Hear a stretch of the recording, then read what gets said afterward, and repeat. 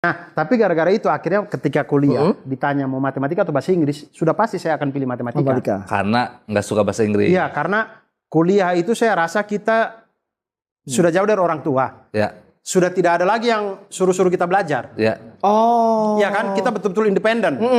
Nah, saya ketika merasa kayak udah nggak ada yang bisa suruh saya belajar nih, saya harus ambil jurusan yang saya bisa sendiri. Yang tanpa harus dipaksa belajar pun, saya belajar sendiri, saya bisa ngerti. Gitu.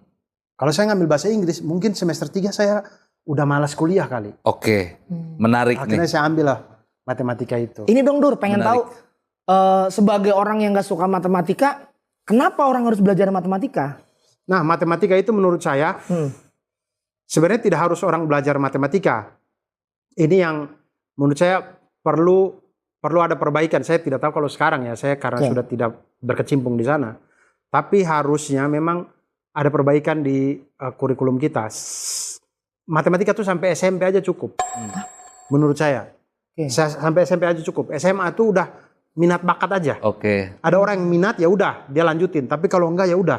Karena matematika yang kepake di hari-hari ini itu matematika SMP aja.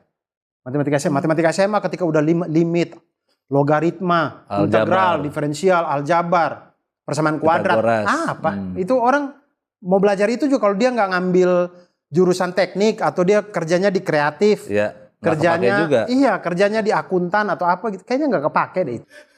Kecuali kita kerja di BMKG ya. Betul, yang berhubung grafik mulu. Tapi kan kita kehidupan kita nggak ketemu grafik, makanya itu harusnya udah minat bakat. Jadi matematika itu semakin dia tinggi, dia semakin abstrak memang. Makanya ketika orang bilang matematika harus kontekstual, ya sampai SMP.